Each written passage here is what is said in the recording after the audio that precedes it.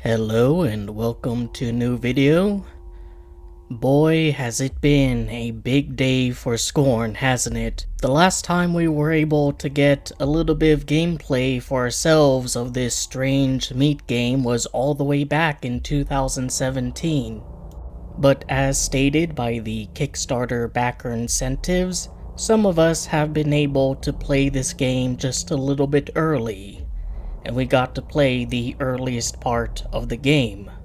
On the 21st of September, the Prologue was available to certain Kickstarter backers and a few Let's Players, live streamers, and influencers that Ebb Software thought would add to the hype for the game, I suppose. And after going through the whole prologue, I think there's a question on everyone's mind that, quite frankly, has been on their mind since the game was first revealed. Just what the hell is going on here? The developers have said that every location has its own story, and I think I know what the story of the prologue area is. For most places, for most games, you don't really have to think that hard about what exactly is powering everything. It's coal, oil, solar, nuclear energy. You don't have to think about it because most games take place on Earth, in a familiar environment, so you assume it's some earthly power source. But you can't really assume that with Scorn. That's a question that needs to be answered, and I think the prologue provides the answer. Throughout the prologue, we see these pits of pulsating white goop. There's a little bit of blood in it, but for the most part, it is just this strange white substance. Additionally, amidst this goop is this strange oil pendulum-like structure. I think this white substance is what's powering the world of Scorn, at least a processed version of it. Consider the fact in our own world we tend to use oil in order to power things. Oil is what's called a fossil fuel. It's the remnants of a living organism that has undergone millions of years of some kind of processing. We've seen time and time again that organic substances in Scorn is just something to be used, something to further the goals and endeavors of the larger Scorn society. And we know from our own history that one of the first things that's used as a power source is organic matter, be it burning trees in order to make fire or the use of fossil fuels in order to run civilization.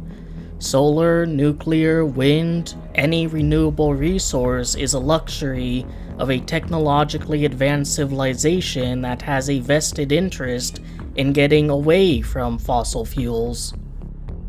Yes, Scorn society is advanced, but it's also incredibly cruel. Again, flesh is just a resource, something to be used.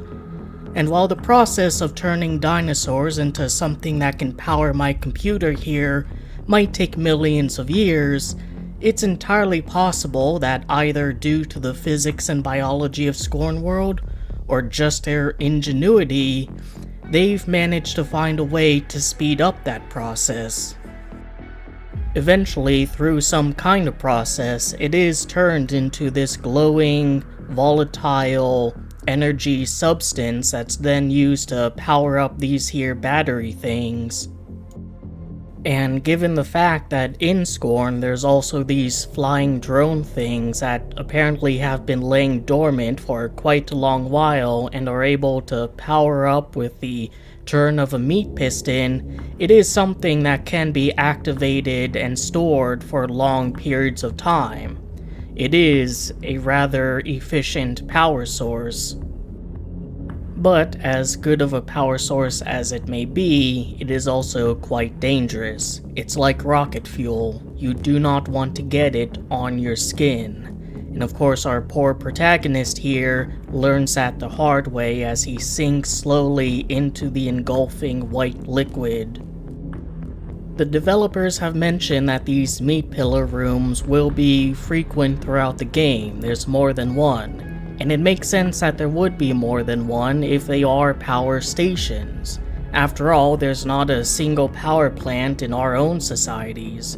But why do I think it's Scorn's version of oil? Well, simply because of these things. All of the things they could have made this look like. It could have been a spiral, it could have been a weird biomechanical cube, and yet they make it look and act exactly like something we have on Earth that's associated with power. In addition to power, it also seems to be used as a fertilizer. We see these little autonomous drone guys spray the meat pillars with a gaseous form of that substance.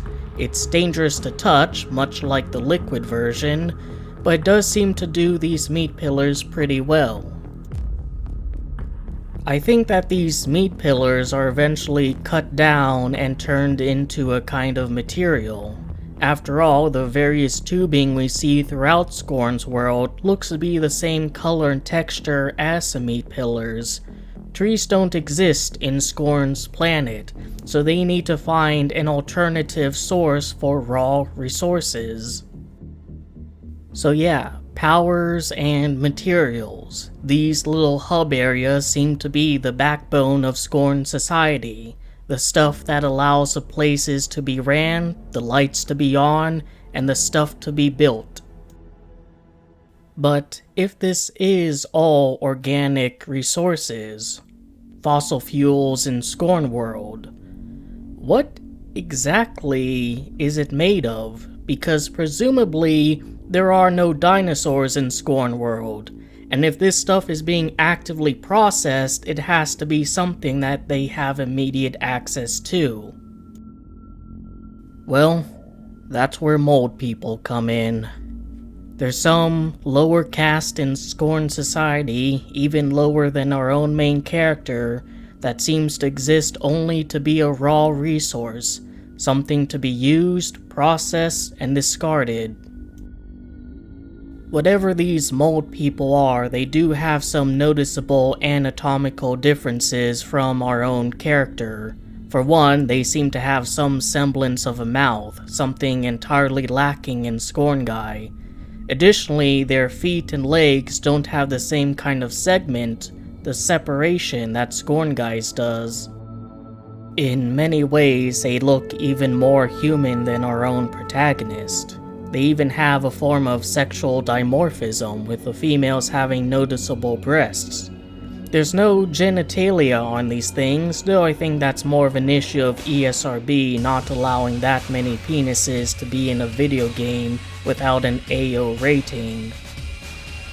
It seems that these guys are grown in these mold structures, just a simple resource to be used. Although, the fact that there is sexual dimorphism in these things kind of tells me that the whole process isn't down to an exact science. There is some leeway in what can happen, there is some variations that can occur. Hell, sometimes it could just straight up not fucking work and produce an incredibly defective product, such as our buddy here, Mold Man, who is absolutely not having a good time and absolutely deserves far better than what he got in this game. Maybe it's because his mold pod here was fused to another during this area, but something about him ended up being defective. I've seen in the Discord people describe him as seeming to be like actually retarded, not as a pejorative but as an actual medical diagnosis. And that is entirely probable. Not only is he deformed, but quite frankly, it's likely he was born at this exact moment. In fact, it doesn't really seem like he understands much of anything. He can walk, kind of, given the fact that one of his legs and feet are broken, but whenever it comes to interacting with the machinery, it's up to Scorn Guy to manhandle him in order to get the poor bastard into the position that Scorn Guy needs him to be in. But of course, this is Mold Man, the defective product. It comes to question if any of the other mold people, the ones who aren't immensely deformed, have any idea of what's going on. It would be ethical if they grew these things to have no semblance of intelligence or nervous system, but no one ever accused Scorn Society of being a friendly place. It's more likely that the overwhelming majority of these things come out knowing what they are, where they are, and what's going to happen. A holocaust of lower life forms used to turn on the lights. Even our protagonist doesn't seem to care much for the plight of these creatures. All of the agony Moldman went through is just to open a single fucking door. These things are born just to die, and honestly, it might be less cruel to just outright kill Moldman, rather than let him suffer the agony of his existence. But our lovable Scrimblow Meat Man isn't the only mold person to stand out as a peculiarity. There's one other individual amongst his species that also really makes me wonder about the nature of the world at large. We know that there are variations in these things: male, female, completely deformed monstrosity. But even among individual sexes, there seems to be some kind of variation. This one mold person here kind of stood out to me due to just how odd it looks compared to the others. Maybe it's the lighting, maybe it's because it's a custom model, but has a very different coloration from the other corpses lying around it. Initially, I thought it was a male mold person, but it is entirely possible that it is female. The reason it would have been odd that it would have been male was because it's the only mold person that would have been male that has nipples. I don't think it has any grand lore implications, it's just kinda weird that this one is a shiny bluish gray, whereas all the other mold people are kind of muted yellowish green color. I do kind of wonder, in-universe, did Scorn people really have to solve this puzzle in order to grab a particular mold person? There was no option just to grab one from any point on this rack and then put it into the cart. There's two sides to this thing as well, and presumably there would have been a claw on the other side to grab mold people and put it in the cart. So it would have been a one after the other sort of thing. The one thing that also stuck out to me about this area is when it might have been constructed. Now, it's after the end of the Scorn civilization, so it would have been a long time ago. But relative to everything else, I kind of think that this place was a rather recent addition to the nightmarish factories of Scorn. When a place has been fully constructed, unsurprisingly, the floors are there, the walls are kept in shape, and there's piping and tubing everywhere. And yet, in a different part of the demo, almost none of that is present. It's this barren, rocky tunnel, likely recently dug out and supported by rudimentary structures. There's even a part in the prologue where you see these kind of Scorn-like mine shafts. I'm of the view that whatever happened to Scorn Society was a rather abrupt event, and I think this kind of shows it where it seems like all progress in building this area has completely ceased before it was finished. The fact that there's multiple mold people corpses laying around in different areas might also be a clue to that. While Scorn Society is certainly cruel and doesn't care about the pain and suffering of these creatures, it seems a bit inefficient just to leave hordes of bodies in areas where production is supposed to happen. They're not in designated body pits like here, they're just laying around.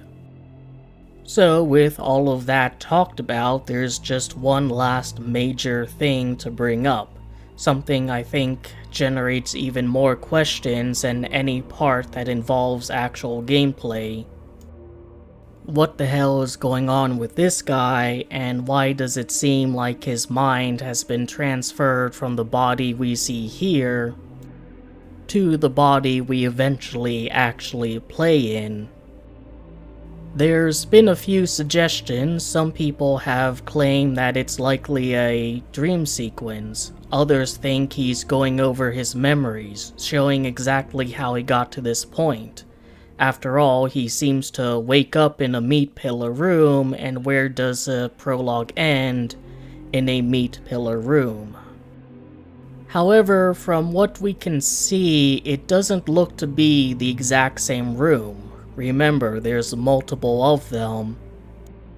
And there's still the first-person shot of this Scorn guy on the surface pulling an umbilical cord out of his lungs. Another idea is that it's some sort of hive mind. This one Scorn person is able to access and control different bodies. And given the fact that it's a civilization in decay, there's not exactly a lot of workable real estate for him to inhabit. This power doesn't even seem to be from the parasite. We get a third-person look at our character, and he doesn't have the meaty features as the opening cutscene Scorn person. It's just something Scorn people can do. And it makes some sense. Having that kind of coordination would more efficiently allow this civilization to run. But the question is still, what is he doing? What is he trying to accomplish? Personally, I think, either from free will or pre-programming, he's just trying to turn his civilization back on again. In the opening cutscene, you see him crawling his way desperately towards a central structure in the meat pillar room, the one where all the white fuel source comes from. Theoretically, he could go in any other direction, or at least try to, and yet he's heading toward this one place that he should know has no option for allowing him to escape. In the prologue, we end up in the very same kind of room, going through all the motions needed to activate all of the machinery. And this isn't just to escape and move on, because once you activate one of those flying drone things, the sliding doors open up and reveals the outside. Theoretically, he could just hop down there and make a break for it. He can't, cause Ebb Software is a bunch of dicks who won't allow Scorn Guy to jump, but in-universe, we know Scorn people are pretty darn durable, able to take a beating, and so that tiny little hop from the ledge to the ground isn't going to kill him. And yet, there he stays in that room, doing everything that presumably Scorn people were supposed to do when Scorn society was still running. Given that there's going to be multiple of these meat pillar rooms, it wouldn't surprise me if the goal of this guy is to get to as many as he can and find one that allows him to turn on the machinery and restart the horror that is Scorn's world. And again, I don't know if this is out of his own volition or if it's just something he's programmed to do by any means necessary. And there are still questions like, what about Polis, this thriving, intricate city? It doesn't seem like there's going to be many meat pillar rooms in this sex temple area, and yet Scorn Guy is going to wander through it all the same. Whatever the case is, we're going to find out in October, and until then, I hope you enjoyed the video, that gave you something to think about, and otherwise entertained you. Take care.